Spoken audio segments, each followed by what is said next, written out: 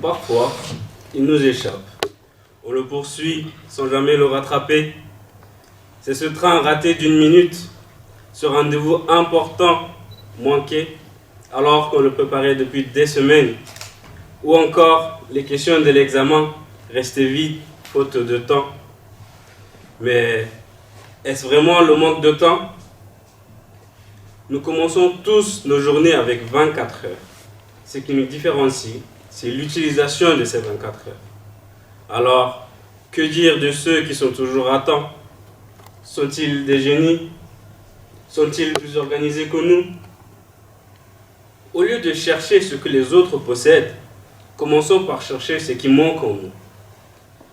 J'ai moi-même longuement hésité à faire ce storyboard avec vous, car je me disais justement que je n'aurais sûrement pas le temps. Et pourtant, me voici devant vous aujourd'hui.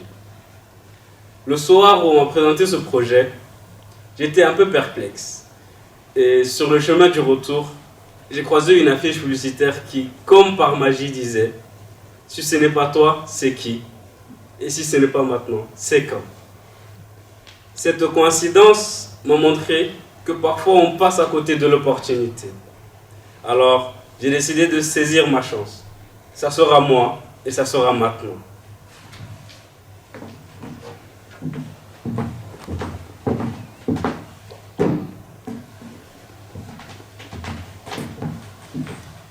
Mais cette coïncidence a aussi un autre nom, le kairos. Le kairos est un concept grec qui désigne le moment opportun. Le kairos représente une opportunité qui nous est offerte. Et face à cela, trois possibilités. Soit on ne remarque même pas l'opportunité, ce qui arrive la majorité des cas. Soit on remarque l'opportunité, mais on ne fait rien. Ou soit au moment où l'opportunité se présente à nous, on lui tend la main et on s'en saisit. Chacun d'entre nous a croisé le chemin de l'opportunité. Mais qu'en avons-nous fait?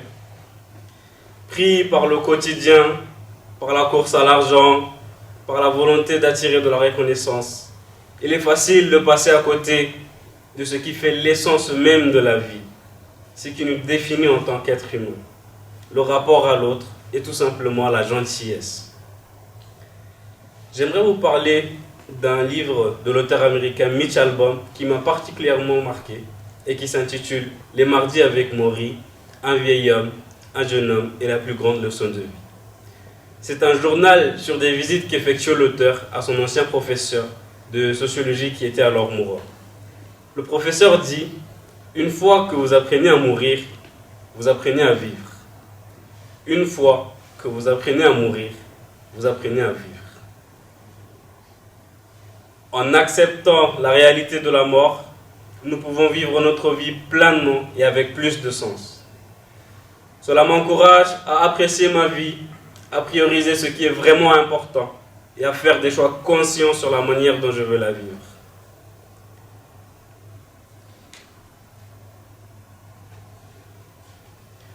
Ce livre m'a poussé à réfléchir, à remettre mes choix en question.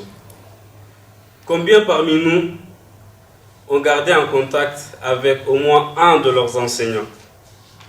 Les enseignants sont des sources de savoir immenses et absurde est de croire que nous n'aurions plus besoin des enseignants après notre parcours scolaire. Henry Adams, un historien et par ailleurs romancier américain, écrit à ce propos qu'un enseignant affecte l'éternité. Il ne peut jamais dire où s'arrête son influence. Pour ma part, j'ai toujours gardé contact avec ces enseignants qui ne cessent de m'apporter de conseils de jour en jour. Certains n'exercent plus, mais ils sont devenus comme mes mentors. Le mois dernier, un de nos chargés de TD nous a tous ouvert les yeux à travers son histoire. Âgé d'une quarantaine d'années, il est toujours étudiant.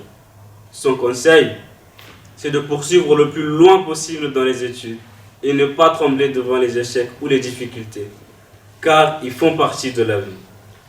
Finalement, c'est bien nous qui décidons quand c'est le bon moment pour agir. À ce jour, mon choix d'études me paraît pertinent.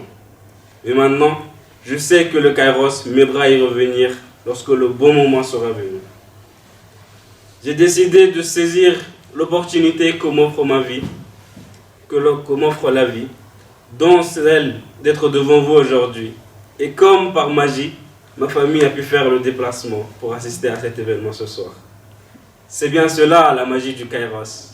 Il faut saisir sa chance, mais la saisir au bon moment. Et souvenez-vous, il n'est jamais trop tard. Et je vous remercie.